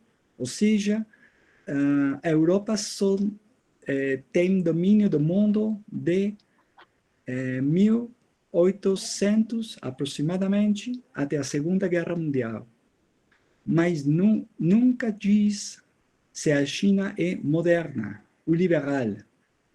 Talvez seja capitalista, controlada pelo Estado, como o Thiago disse. Mas minha pergunta é porque a origem da vacina parece vir de algo extravagante para o Ocidente. Morcegos ou pangolins, se diz assim? Em mercados estranhos que desafiam a modernidade. Como pensar, esta é minha dúvida, como pensar essa combinação entre modernidade, que olha para o futuro, e a origem de coronavírus, que parece como algo originado no passado? Uma outra dúvida.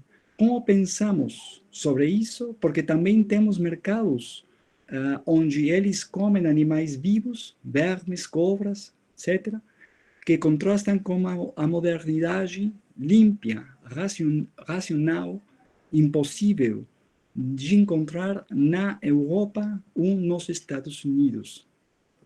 Obrigado. A gente vai marcar quantos seminários ainda para continuar essa discussão das teses que se levantou aqui nesta noite? A gente ainda não falou das comunidades indígenas, nem das comunidades quilombolas, nem do feminismo e as mulheres. Quantos mais? A gente vai, quantos anos ainda?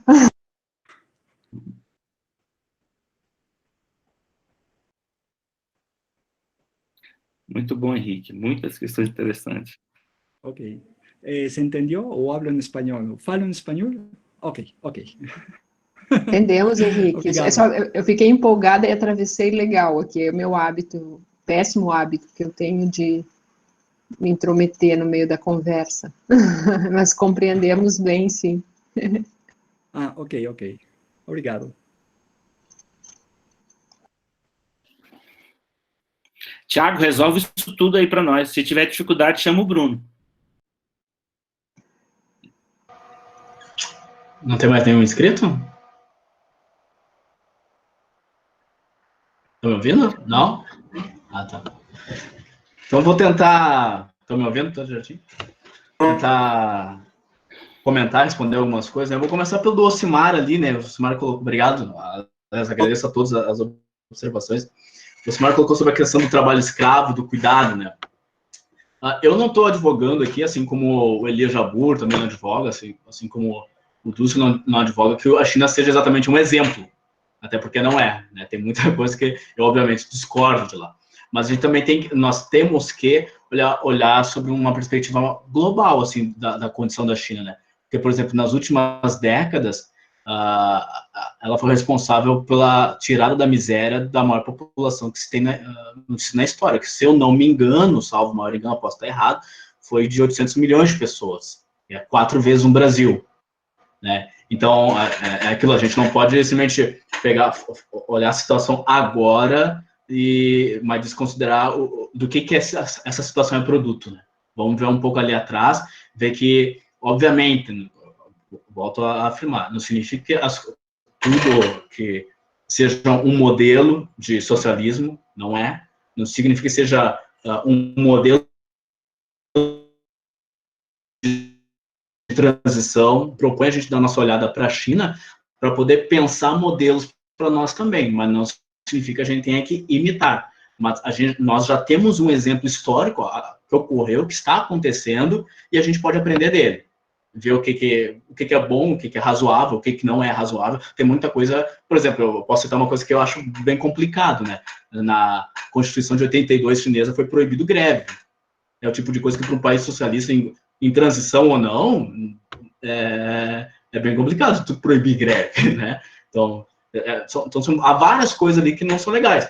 Mas há outras coisas que a gente tem que olhar e é de admirar, como, por exemplo, tirar 800 milhões de pessoas da miséria, né? Então, assim, eu entendo que essa visão do trabalho escravo na China é um pouco do orientalismo, né? Porque trabalho escravo existe até no Brasil, né? Na América Latina, em outros países da América Latina, quer dizer, condições de trabalho degradantes, provavelmente existem nos Estados Unidos também. Talvez em algumas áreas da Europa. Mas a gente tem a mídia, né, a gente tem esse olhar discriminatório de trabalho escravo com a China, né? Não, porque ela é como é que se diz? Sempre no Natal, né? Os doentes de Papai Noel, né? Você fala dos doentes de Papai Noel na China, né? Não, claro que isso não... eu não estou dizendo que não haja condições de trabalho degradantes, que não haja, mas boa parte da população tem relativamente condições até melhores que as nossas. O salário mínimo médio na chinesa é maior que o nosso. A gente tem que levar isso em conta, né? Então, tem muita coisa... É um país segunda maior economia do mundo, mas ainda tem muito que vencer na questão da desigualdade. Tem vencido muito. Esse é o olhar que eu gostaria de que a gente pudesse ver. É um país que está superando coisas. Né? Ele tem vindo num crescente. Mais uma vez, não significa que seja o melhor modelo, provavelmente não é, mas alguma coisa há coisa ali que a gente pode estar aprendendo. Tu colocou também, né, Ocimar, sobre a questão se acelera o processo de hegemonia mundial da China, né? Tem muitos economistas que colocam que provavelmente não, né? Porque questão de queda no PIB, né? Claro, tu pode colocar que as outras economias tem seu PIB diminuído, sua economia desacelerou, né? Mas isso foi numa média mundial, né? Mas no meu entendimento, a questão de que o futuro, assim como Elias Jabbour, né, de que o futuro seja chinês, eu acho como uma coisa, tem processos, tem coisas que, né, são dadas, eu acho que é uma coisa meio dada. Porque eu acredito que a vantagem da China são aqueles pontos que eu coloquei. Eles têm uma economia que o Estado controla. E assim, eles aprenderam com a União Soviética, né?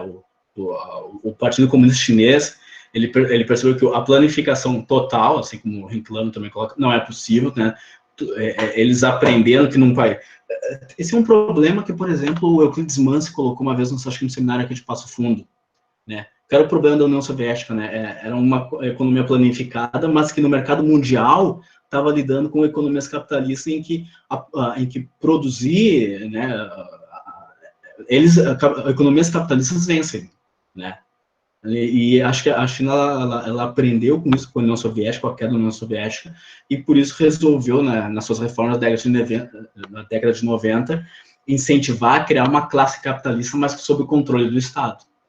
Então, eu acho que eles têm um controle, a China tem um controle racional sobre a sua produção, sobre a sua economia, mesmo sistema financeiro. E isso, a gente sabe, assim, enquanto os países do capitalismo central não têm esse controle racional, né? O mercado do capitalismo mundial, os Estados Unidos, né, que seja, ele é meio suicidário, né? Tu vê que não pode parar a economia, né? Mas com pessoas mortas a economia vai parar igual, né? Não adianta, né? Então, eu sou confiante que é uma coisa meio dada, assim, que a China futuramente talvez tenha uma certa hegemonia, nem que seja não necessariamente hegemonia, mas que o mundo seja mais multipolar, né? Não necessariamente como tem vindo com esse domínio único dos Estados Unidos, que a gente já sente que não é tão forte, né? E daí eu faço, com essa questão, eu pego um pouco daquilo que a Magali colocou, né? Por que nós insistimos nesse modelo, né? Realmente é uma boa questão, por que nós insistimos, né? Por isso que é uma boa razão para a gente questionar o eurocentrismo também no sentido econômico dele para quem está no nosso entorno, na academia, né, na comunidade, né? Porque se um sistema ele não é capaz de dar respostas em situações de crise, parece que ele não serve para muita coisa. Ainda mais que, como eu coloquei a lembrança, né, é muito provável, isso virologistas dizem, biólogos dizem, médicos dizem, é muito provável que a gente tenha que passar por isso futuramente, porque há outros vírus desconhecidos, dos quais muitos, tipo 500 mil, podem ser fatais para nós. Então, em razão da globalização, né, porque assim, se colocou que o Covid-19 ele se transmite muito rápido, muito facilmente. Não é só uma questão do vírus, é uma questão da nossa sociedade. A gente se desloca muito mais rapidamente hoje em dia, né? Avião, carro, etc. e tal, né? Então, com esse desenho de civilização, basta um outro vírus, não precisa nem ser tão letal quanto o Covid-19 para a gente estar passando por uma situação dessa novamente.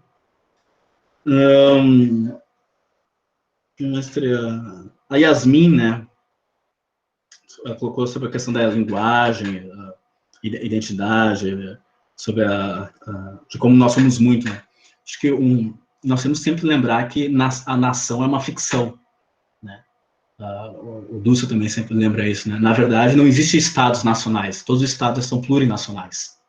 E talvez a gente tenha um exemplo aqui do lado, que é a Bolívia, que, salvo não me engano, é um estado que está na sua Constituição, é um estado plurinacional. E talvez seja algo que a gente possa aprender com eles, né? Da gente nos entendermos como brasileiros, como mexicanos, uruguaios, argentinos, como estados plurinacionais. Então, acho que essa questão do nacionalismo passa por reconhecer que nossos estados, nossas unidades políticas, não são estados nacionais, são estados plurinacionais. Há vários povos aqui, há várias culturas, há vários idiomas. Não é só uma questão só do Brasil, é uma questão do México. Mas é a mesma questão de países que têm eu vou colocar assim, uma identidade étnica mais homogênea, como a Argentina, né? A Argentina mas mesmo a Argentina também é atravessado por cultura indígena, talvez não tão forte como nós, mas né? Então acho que a Bolívia acho que aprendeu isso, agregou isso na sua Constituição. Eu não sei exatamente fazer a comparação de avanço, né, de como isso representou, né, na linha do tempo, né, mas eu creio que é um bom exemplo de que a gente possa estar olhando aqui do lado de nos entendermos, cada um de nossos países, como estados plurinacionais. Acho que começa por aí, né, até para poder advogar o reconhecimento de outros idiomas, né, de outras culturas, como idiomas, como culturas nacionais.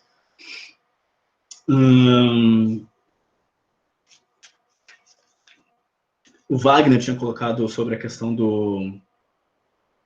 da identificação nacional e da dificuldade de organização, né? Ele colocou, eu também acredito nisso, né? Que talvez, né, em alguma medida, né, a nossa dificuldade de organização, ela tem em comum uma de suas razões nessa falta de reconhecimento de pertencimento. Nós temos as nossas sociedades têm um déficit de reconhecimento de pertencimento, justamente por causa daquilo que eu havia colocado na minha fala inicial, né? A sociedade liberal ela insiste em ter que nos desraizar, né? Tirar as nossas raízes, né? Então nós somos indivíduos, somos átomos, né? Estamos aí servindo ao capital, a maximização dos lucros, né? E a gente tem que fazer, de fato,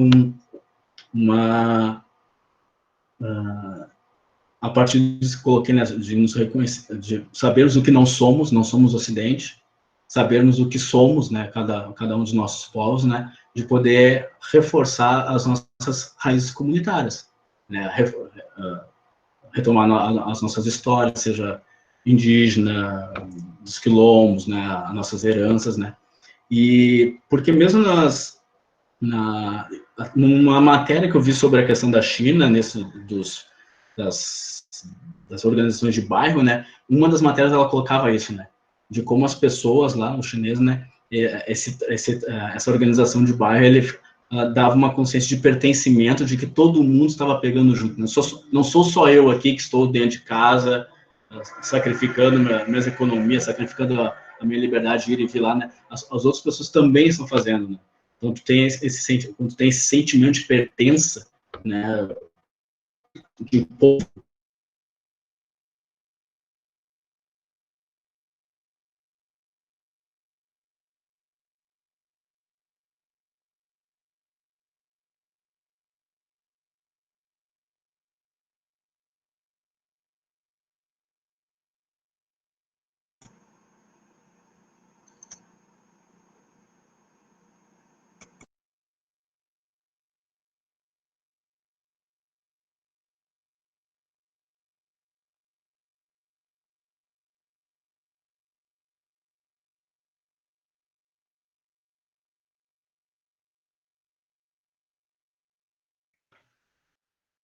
Não sei se o Tiago está nos ouvindo, mas parece que travou, né?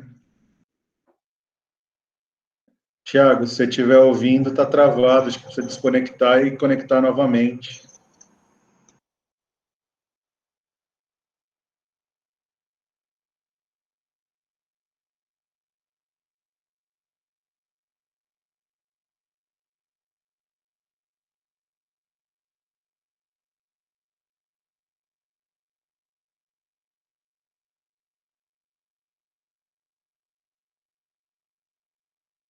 Tive a impressão que todo mundo olhou para o Bruno agora.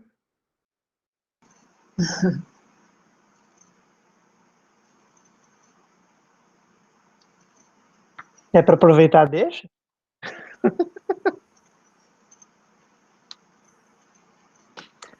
Se for, queria só comentar uma coisa, porque, Duda, eu lembrei do teu comentário depois da reação do Dani, de uma conversa que a gente teve no último encontro Ampof, que passou por uma questão de identidade, por uma questão de conflitos, e e isso me remeteu só para uma questão que talvez seja bem nossa, brasileira no nosso momento, não sei o que todas e todos pensam a respeito, mas ao mesmo tempo em que nós temos que ter uma prática solidária, que é exigência de nosso tempo, a gente ter uma economia solidária. Tiago voltou, e aí, rapaz? Ao mesmo tempo que a gente tem que fazer isso, a gente está numa situação de conflito e enfrentamento de classes e ideológico muito forte. Então, eu tenho que, ao mesmo tempo, tentar garantir um espaço solidário, enquanto sou colocado numa situação de conflito frente a quem não topa uma relação dialógica, analética, interpessoal, que seja, de grupos e tal. Então, esse cruzamento entre a necessidade de solidariedade e uma imediata exigência ou uma imediata situação de conflito coloca a gente numa situação muito difícil de pensar e tentar reproduzir, seja a filosofia, o nosso posicionamento e tudo mais, acho que complexifica ainda, ou deixa mais difícil como é que a gente vai fazer as nossas coisas e reatualizar, porque eu concordo contigo, Duda, de que a gente precisa reatualizar algumas questões da própria filosofia da libertação para passar o que a gente está passando. Então, acho que essa situação, acho que não sei se todo mundo concorda com essa rápida comentário que eu faço sobre a gente precisar ser solidário e é uma exigência, ou a gente acaba, e ao mesmo tempo tem que enfrentar uma situação de conflito, em que a gente é posto em conflito. Então é complicado essa relação, a situação para mim me assusta. Não sei a vocês, mas a mim sim. Tiago, rebenta aí, rapaz.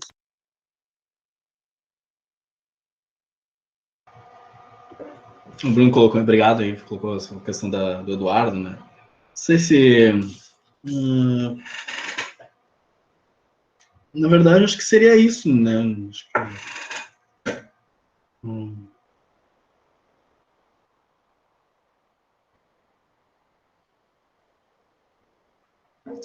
não, acho que eu não teria muito mais que colocar. Acho que o Eduardo já colocou sobre a questão do Eduardo, né?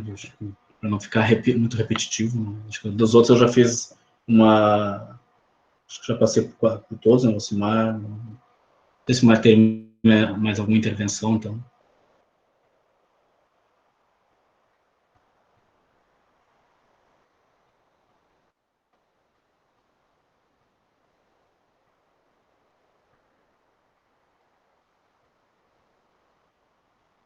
O Hugo me mandou uma mensagem há pouco, ele está conectado, ele está conseguindo ver, mas ele não vai conseguir fazer nenhuma intervenção. Aí ele pediu que aí Duda e eu, se a gente pudesse fazer já partir, até por questão do horário, havíamos combinado para já entrar no momento organizativo. Não há mais inscrições, até pelo que nós vimos aqui. O Henrique foi o último a ter feito o comentário, e já são 8:55. Então, se todos e todas concordarem, se o Tiago também o Tiago e o Bruno não tiver nada para acrescentar, a gente já podia passar por esse segundo momento. Podemos, então? Eu acho que é isso mesmo, Wagner. A gente estava aqui, né, no chat, lembrando desse teto. Acho que a gente passou o teto, mas porque a discussão é ótima. E acho que agradecer muitíssimo aí, tanto o Thiago quanto o Bruno. Colocaram super boas questões e receberam ótimas questões de volta. Eu estou sempre aqui preocupada com como a gente sistematiza, né, esses debates, essas apresentações. E isso nos leva já ao que a gente estava colocando aqui como a pauta agora dos encaminhamentos. Então,